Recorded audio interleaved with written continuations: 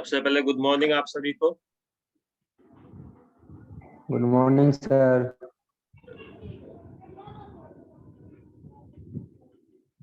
आप देखो यहाँ से, ये हमारा लेक्चर नंबर 9 होगा, ठीक है। लेक्चर नंबर 9 में हम लोग डिस्कस करेंगे। सबसे पहले ये मैं बता दूं, ये आप लोगों का सिलेबस के अनुसार होगा और ये DCC एली एग्जाम में जो पढ़ाई करते हैं उनके लिए भी है। जो आगे जाके आप लोग 3 साल बाद एग्जाम दीजिएगा उनके लिए भी ये इम्पोर्टेंट क्वेश्चन रहेगा इसका। तो आज जो हम लोग क्वेश्चन डिस्कस करेंगे, सबसे पहला क्वेश्चन है हमारा ये, ठीक है। तो सबसे पहले देखो, पढ़ने से पहले क्वेश्चन को समझना है कि किस पैटर्न में दिया गया है और कौन सा फॉर्मूला यूज करेंगे, ठीक है।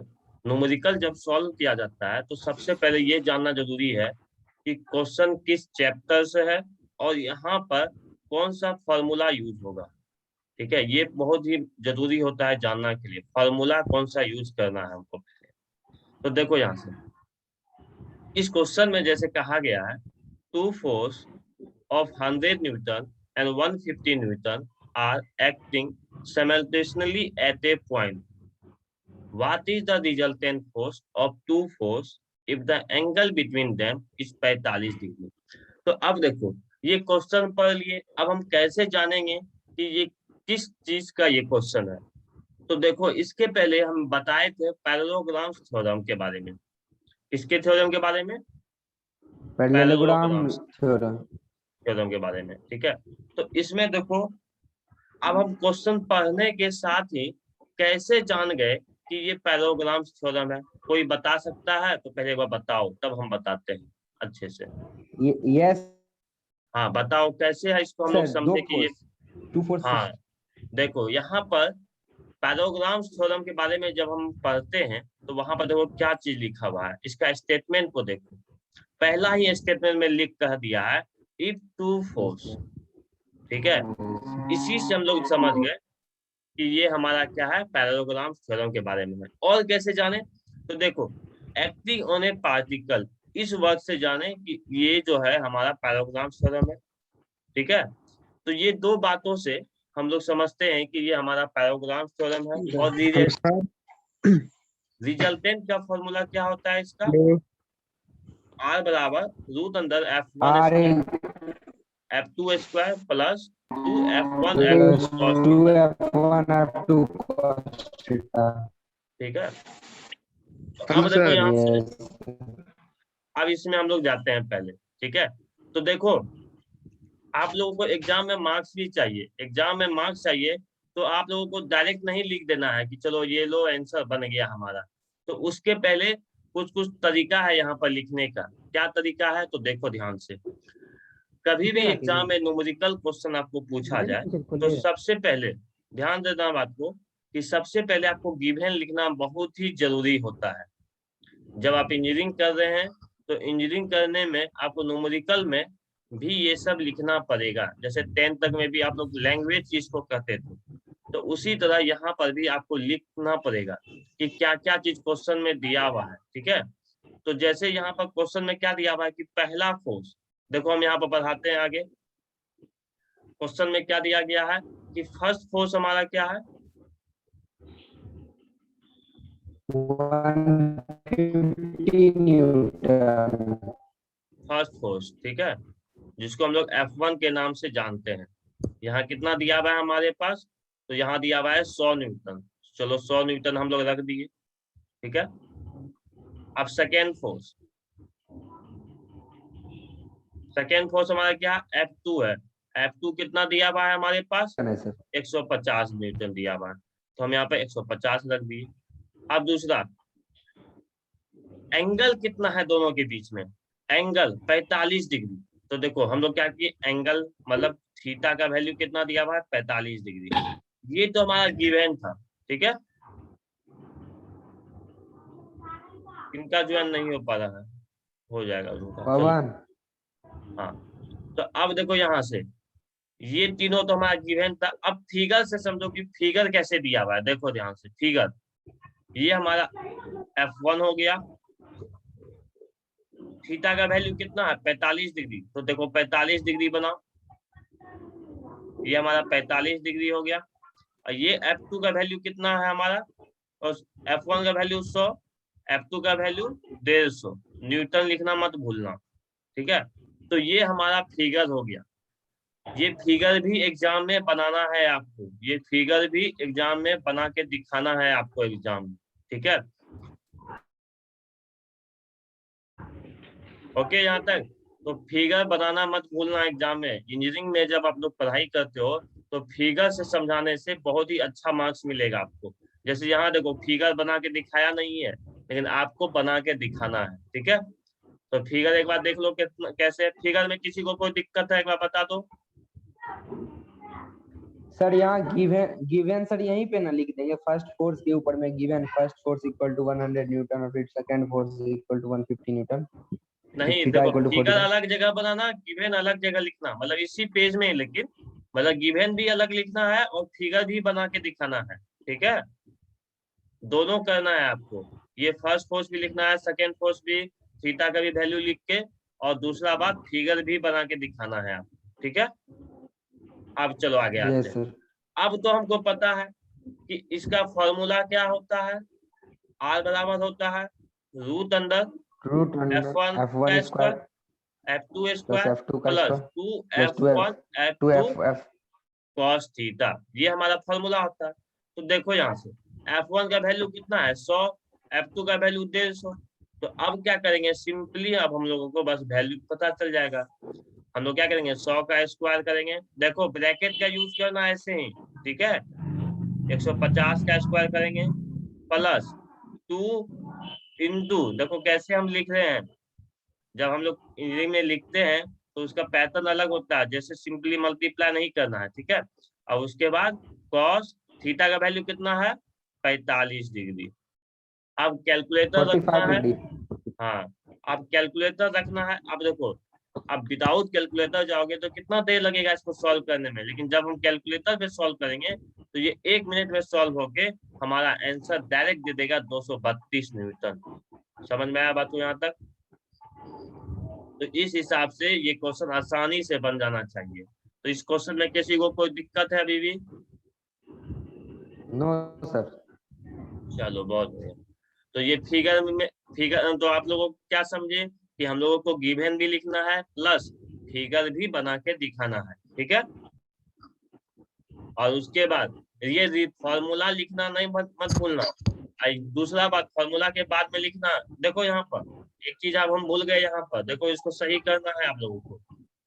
एक और चीज इसमें लिखना पड़ता है। क्या चीज लिखना पड़ता है, तो लिखना पहले यहाँ by according to, parallelograms law of force. हाँ, पैराग्राफ थ्योरम।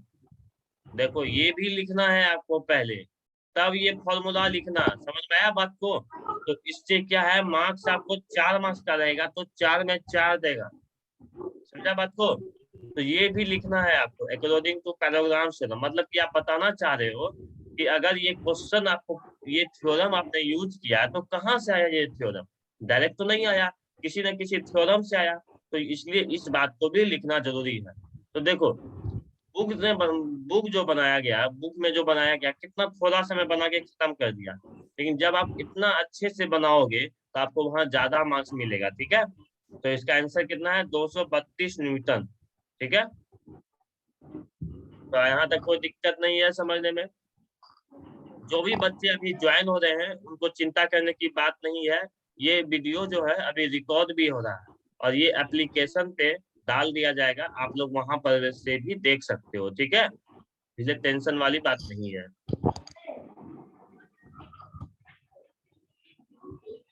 आगे अब हम लोग देखते हैं नेक्स्ट क्वेश्चन। ये भी बहुत इंपॉर्टेंट क्वेश्चन है, तो समझना बात को।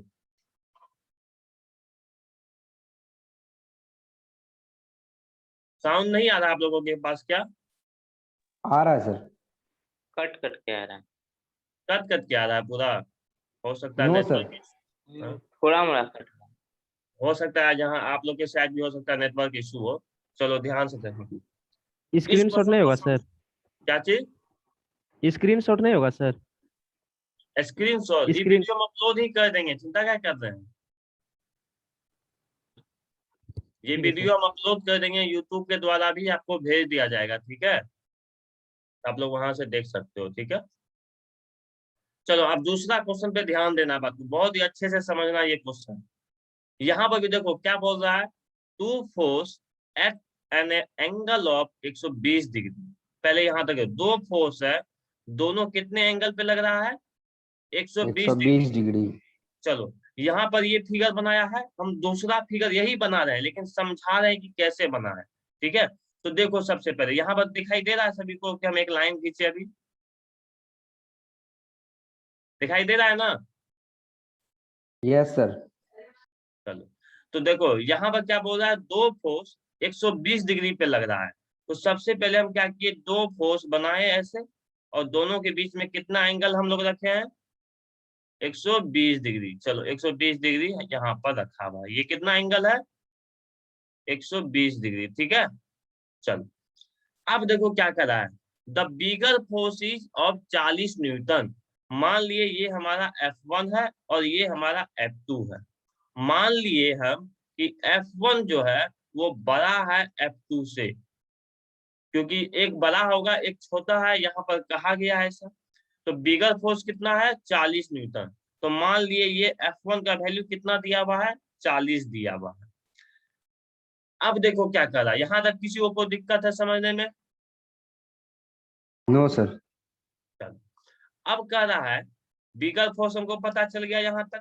अब कह रहा है एंड द रिजल्टेंट इज, यही पॉइंट इंपॉर्टेंट है, बच्चे अगर कंफ्यूज करेंगे तो इसी पॉइंट पे कंफ्यूज करेंगे। And the resultant is perpendicular to the smaller one. अब ध्यान से समझो बात, क्या बोल रहा है हमारा, रिजल्टेंट जो है वो स्मॉलर है, किस पे स्मॉलर है, रिजल्टेंट जो है परपेंडिकुलर है स्मॉलर पे। तो देखो स्मॉलर हमारा F2 हो गया, इस पे परपेंडिकुलर होना चाहिए, मतलब यहाँ से जो हम एक लाइन खींचेंगे ये वाला, ये एंगल कितना होना चाहिए, ये वाला एंगल देखो ध्यान से, ये एंगल जो होना चाहिए ये 90 डिग्री होना चाहिए। समझ में आया बात को यहाँ तक। तो देखो ये जो है आर है हमारा। तो देखो हम जो क्वेश्चन पूछ रहे हैं इसका समझना।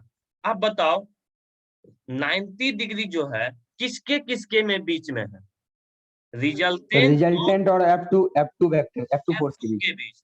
तो देखो F2, ये कौन, प्रेम कुमार क्या लिख रहे हैं, प्रेम कुमार इसको इरेज कीजिए।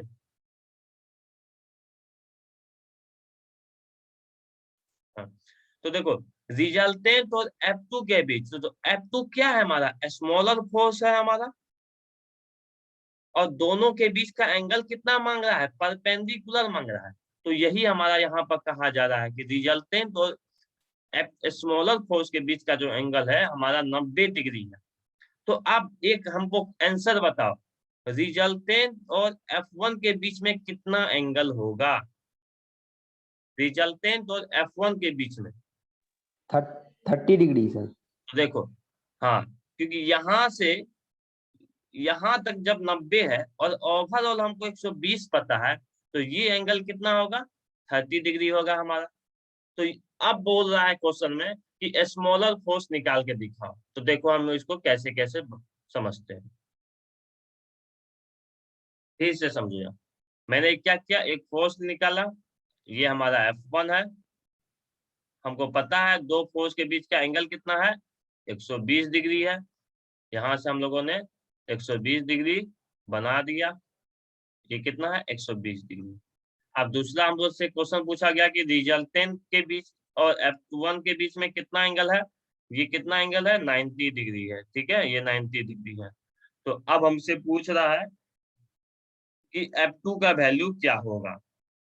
तो अब देखो इसको बनाना कैसे है, एक एक पॉइंट को।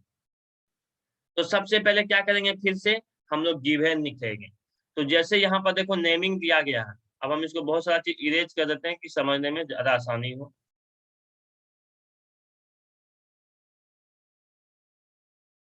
चलो अब जैसे यहाँ पर हमको क्वेश्चन में क्या क्या लिखा गया, गिवन में समझो, एंगल बिटवीन फोर्स ए और सी।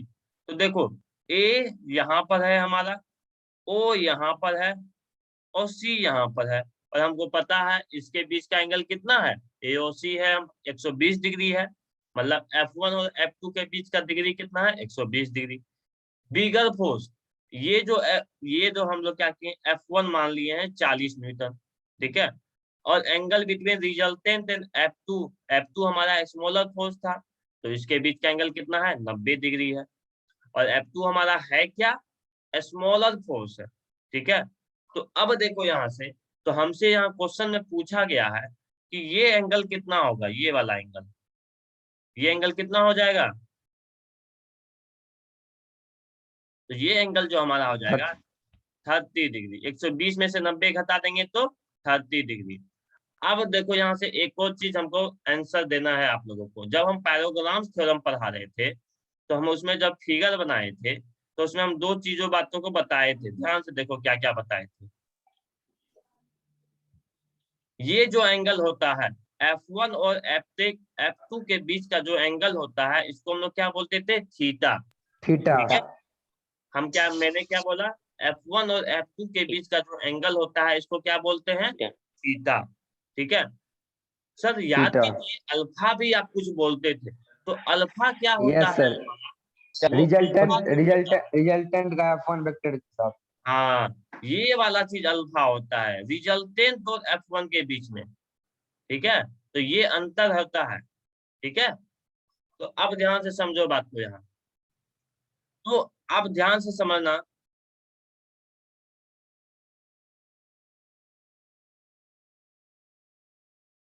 तो ये वाला जो चीज है, ये वाला चीज, ये क्या होगा, अल्फा होगा कि नहीं होगा,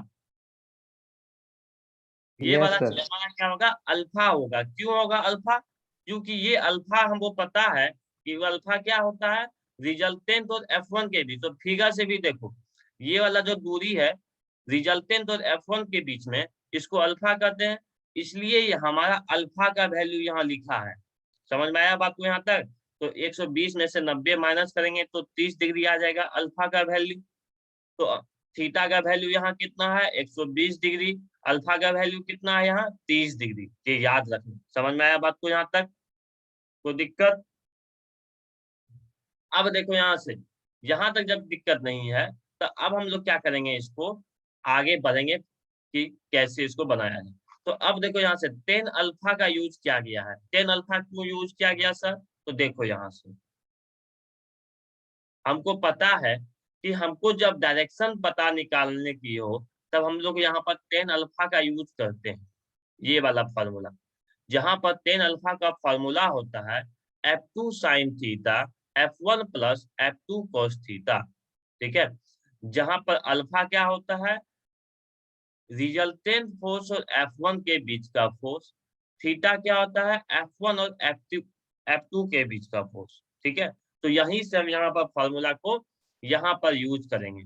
तो देखो 10 अल्फा का यूज किया गया यहाँ पर, तो 10 अल्फा का जब यूज किया गया, तो 10 अल्फा में देखो F2 sine theta F1 plus F2 cos theta, तो अल्फा का वैल्यू कितना होता है यहाँ, 30 डिग्री, ठीक है। अल्फा का वैल्यू कहाँ से आया, 30 डिग्री, तो यहाँ से लाए हैं, ठीक है। F2 को अब रहने दिए, क्योंकि F2 का वैल्यू तो मालूम है नहीं हमको। साइन थीटा का वैल्यू मालूम है, थीटा का वैल्यू देखो यहाँ पर हमने लिखा भी है, थीटा का वैल्यू कितना है, 120 डिग्री। तो थीटा का वैल्यू 120 डिग्री रखे। अब देखो F1 का वैल्यू 40 पता था, F2 का वैल्यू पता नहीं था, cos थीटा का वैल्यू हम लोग cos 120 रख दिए। अब देखो यहाँ से, यहाँ पर क्या किया गया है, F2 sin 60 लिख दिया है और F2 माइनस sin cos 60 लिखा है। तो ऐसा करने का कोई जरूरत नहीं है आपको, ठीक है। ये प्रोसेस अगर आप नहीं भी करोगे तो चलेगा। क्यों चलेगा सर, तो देखो हम डायरेक्ट भी लिख सकते हैं, 1030 F2 साइन 120 डिग्री का वैल्यू हम लोग क्या करेंगे, कैलकुलेटर पे से देख लेंगे। साइन 120 डिग्री का वैल्यू जब देखे हैं तो आया है 0.866, तो मल्टीप्लाई करेंगे 0.866। हम क्या बता रहे हैं, ये प्रोसेस क्यों नहीं करना है, ठीक है, यही समझा रहे हैं, ठीक है। फिर 40 रख दिए फिर F2 रख दिए, cos 120 डिग्री है ना, cos 120 डिग्री का वैल्यू हम लोग कैलकुलेटर से देखेंगे और वैल्यू आएगा 0 माइनस 0.5, तो हम लोग डायरेक्ट क्या करेंगे, यहाँ पर से माइनस का यूज करेंगे, ठीक है, यहाँ माइनस का यूज करेंगे 0.5। समझ में आया बात को? तो देखो यहाँ से, देखो यही बात आया कि नहीं, यहाँ पर F2 आया, F2 0.866 लिखा, 40 लिखा, प्लस और ये माइनस है तो क्या हो जाएगा, माइनस हो जाएगा हमारे पास, और 0.5 हो गया। तो देखो वही चीज यहाँ पर किया है, कोई चीज अंतर किया है? अगर हम ये प्रोसेस नहीं करके दिखाए तो कोई दिक्कत होगा क्या, बताओ? No sir. नहीं होगा, ठीक है। तो यहाँ पर कोई दिक्कत नहीं होना चाहिए हम लोगों को। उसके बाद देखो यहाँ पर से, उसके बाद क्या है, यहाँ पर से क्रॉस मल्टीप्लीकेशन देखा जानता है ना, 2/3 x/6 रहेगा, तो x का वैल्यू कैसे निकालते हैं, 2 × 6 करते हैं और 3 × x करते हैं, फिर x का वैल्यू कैसे निकालते हैं, 2 × 6/3 करके निकालते हैं कि नहीं, क्रॉस मल्टीप्लीकेशन। ये इसको क्या कहते हैं, क्रॉस मल्टीप्लीकेशन कहते हैं, ठीक है। तो वही यहाँ पर करके हमको क्या निकालना है, F2 का वैल्यू निकाल देना है। इसके बाद तो मैथमेटिक्स है। समझ में आया बात को यहाँ तक? कोई दिक्कत इस क्वेश्चन में? नो कोई सर। दिक्कत भी है बात? No sir. तो इस क्वेश्चन में मेन जो चीज समझना था आपको, ये लाइन को बहुत ही इंपॉर्टेंट था समझना, and the resultant is perpendicular to a smaller one. यही लाइन जो था इस क्वेश्चन का मेन था, इसके अलावा यहाँ पर कुछ भी मेन नहीं है, ठीक है। तो इसलिए इसको अच्छे से समझना है, कैसे स्मॉलर वन पे रिजल्टेंट हुआ स्मॉलर, ठीक है। तो आगे हम लोग बढ़े क्या? चलो ये क्वेश्चन देखो, क्योंकि मेरा रिमेनिंग टाइम यहाँ दिखा रहा है 8 मिनट का ही, तो चलो इस क्वेश्चन को भी ध्यान से समझते हैं। चलो कहता है find the magnitude of two force, दो फोर्स का वैल्यू निकालो। अगर दोनों जो है, पहला में क्या कर रहा है, इनका ज्वाइन नहीं हो रहा है, हम लोग ज्वाइन कर दिए हैं सभी को यहाँ से। चलो कहता है such that if they act at a right angle, अगर वो राइट एंगल पे लग रहा है तो उसका रिजल्टेंट का वैल्यू कितना है, 10 रूट अंदर 10 न्यूटन। अगर वो 60 डिग्री पे लगेगा तब लगेगा 13 रूट 13 न्यूटन। तो इसका वैल्यू क्या होगा, ध्यान से समझना। मान लिए दो फोर्स है F1 और F2, और दोनों कितना पे लग रहा है, 90 डिग्री पे। देखो पहले ही कह दिया है act at a right angle, और जब 90 डिग्री पे लगता है तब उसका वैल्यू कितना है, रूट अंदर 10 न्यूटन। अब देखो यहाँ से ये वाला चीज, जब 90 डिग्री पे लगता है, दूसरा number, if theta equal to 90 degree when the force at a right angle, then theta बराबर r बराबर रूट अंदर F1 square plus F2 square. ये कहाँ से आता है, ये हम बता भी चुके हैं आप लोगों को, ठीक है। मेरा एक हम जब पैराग्राम्स का लॉ देखोगे वहां पर हम डिस्कस भी किए हैं कि ये कैसे आता है, ठीक है। पता है कि नहीं सभी को कैसे आता है? ये यस सर।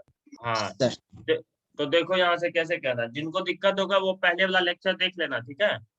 तो अब देखो यहाँ से हमको पता है r बराबर क्या होता है हमारा, F1 का स्क्वायर प्लस F2 का स्क्वायर। कब, जब थीटा का वैल्यू 90 डिग्री हो। तो हम लोग क्या किए, r का वैल्यू कितना था, रूट 10 न्यूटन दिया हुआ था, रख दिए, रूट अंदर F1 square plus F2 square कर दिए। अब क्या किए, दोनों बगल स्क्वायर कर दिए। स्क्वायरिंग जैसे करेंगे तो देखो इसका जब स्क्वायर करते हैं तो ये स्क्वायर और रूट हट जाता है, पता है ना। जब हम किसी भी चीजों का स्क्वायर करते हैं तो स्क्वायर और रूट हट जाता है, तो स्क्वायर और रूट हट जाएगा तो सिर्फ और सिर्फ क्या बचेगा, 10 बचेगा। और इसी तरह यहाँ से इसका जब स्क्वायर करेंगे दोनों का, तो ये स्क्वायर और ये रूट हट जाएगा, तो सिर्फ और सिर्फ क्या बचेगा, F1 स्क्वायर प्लस F2 का स्क्वायर, ठीक है। तो ये इसको मान लो इक्वेशन 1, ठीक है। अब नेक्स्ट में क्या करना है, अब हमको क्वेश्चन में क्या कर रहा था, लेकिन अगर जब वो 60 डिग्री पे लगेगा तो आंसर कितना आता है, रूट अंदर 13 न्यूटन। तो अब क्या कर रहे हैं, हम क्या कर रहे हैं, ये वाला फॉर्मूला लगा रहे हैं, ये वाला, ध्यान दो बात का, कौन सा, F1 square plus F2 square plus 2F1 F2 cos theta वाला फॉर्मूला लगा रहे हैं, ठीक है, ये वाला। तो देखो हम लोग रूट 13 लिख दिए simple, f1 square f2 square plus 2f1। अब कॉस थीटा, थीटा का वैल्यू कितना था 60 डिग्री। यहाँ पर भी क्या किए, दोनों साइड स्क्वायर कर दिए, तो 13 का फिर यहाँ से कट गया हमारा, तो मतलब रूट 13 का स्क्वायर करेंगे तो स्क्वायर और रूट कट जाएगा, तो क्या बचेगा 13। यहाँ से भी रूट हट गया, तो अब यहाँ से cos 60 का वैल्यू कितना होता है 0.5।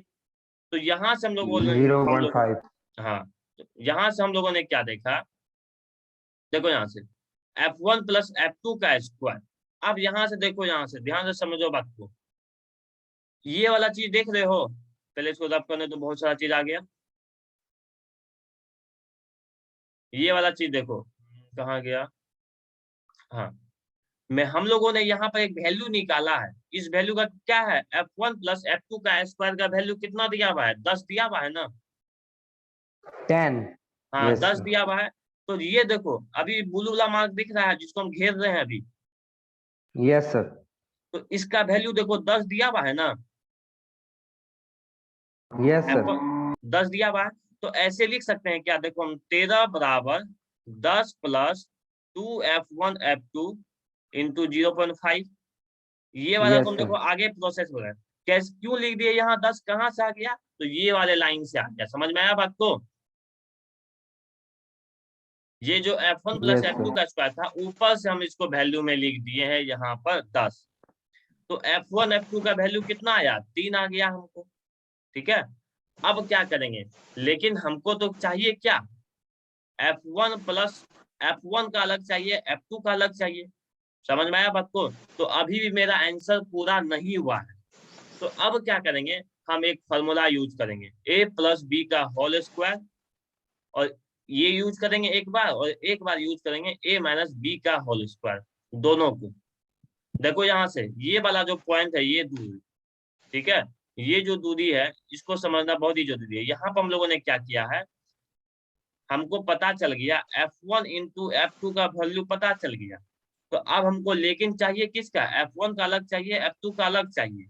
तो यहाँ पर हम लोग क्या करेंगे, एक बार a प्लस बी का होल स्क्वायर यूज करेंगे और एक बार a माइनस बी का होल स्क्वायर। तो a B प्लस का बी का whole होल square. स्क्वायर का जब यूज करेंगे हम लोग, तो हम लोगों को यहाँ से वैल्यू पता चल जाएगा f1 प्लस f2 का वैल्यू 4। उसी तरह a माइनस बी का होल स्क्वायर का जब फॉर्मूला यूज करेंगे यहाँ से, तो हमको यहाँ से वैल्यू पता चल जाएगा f1 माइनस f2 का 2। तो अब देखो f1 प्लस f2 आ गया 4, f1 माइनस f2 आ गया 2। तो अब यहाँ से बताओ,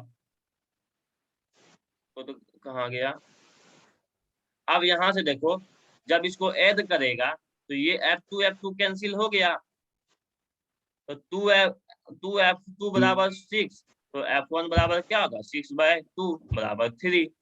3. समझ में आया बात को यहाँ तक।